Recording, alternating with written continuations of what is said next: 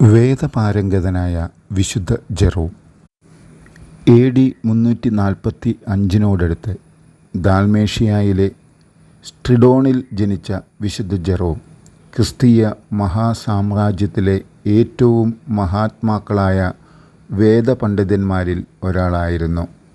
സ്വന്തം നാട്ടിലെ സ്കൂൾ വിദ്യാഭ്യാസത്തിന് ശേഷം 8 വർഷക്കാലം അദ്ദേഹം റോമിൽ പ്രസംഗകല അഭ്യസിച്ചു.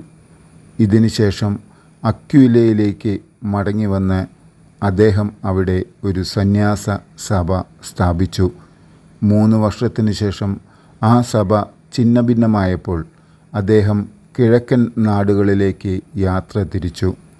അവിടെ വെച്ച് അദ്ദേഹം മാൽക്കസ് എന്നു പേരുള്ള ഒരു വന്യ വയോധികനായ മഹർഷിയെ കണ്ടുമുട്ടി.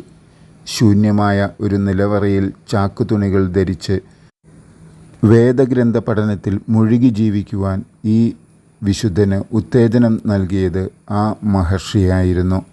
വൈകാതെ അദ്ദേഹം അന്ത്യോക്യയിലേക്ക് തിരികെ വന്നു. വൈകാതെ വൈദികനായി തിരുപ്പട്ടം സ്വീകരിച്ചു.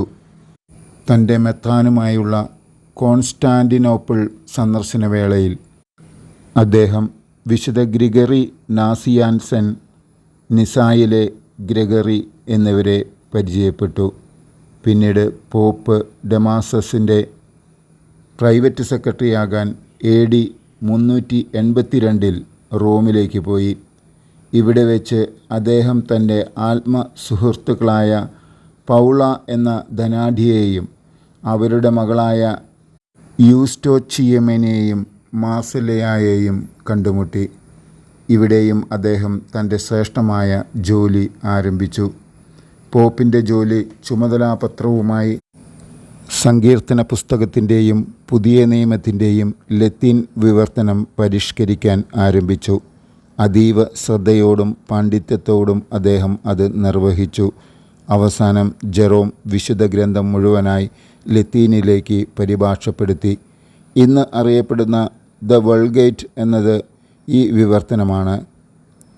എന്നാൽ പോപ്പ് ഡമാസസിൻ്റെ മരണശേഷം റോം വിട്ടുപോകാൻ ശത്രുക്കൾ അദ്ദേഹത്തെ നിർബന്ധിക്കുകയാണ് ചെയ്തത്. പൗളായോടും യൂസ്റ്റോച്ചിയമനോടും ഒപ്പം അദ്ദേഹം ബെത്ലഹേമിലേക്ക് പോയി. 420 മരണം വരെ 34 വർഷം ജീവിച്ചു. അവിടെ അദ്ദേഹത്തിൻ്റെ മേൽനോട്ടത്തിൽ ഒരു ആശ്രമം സ്ഥാപിച്ചിരുന്നു. പൗളായുടെ ചുമതലയിൽ ഒരു മഠവും ഉണ്ടായിരുന്നു. അവരുടെ മരണശേഷം യൂസ്റ്റേച്ചിയം ചുമതല ഏറ്റെടുത്തു.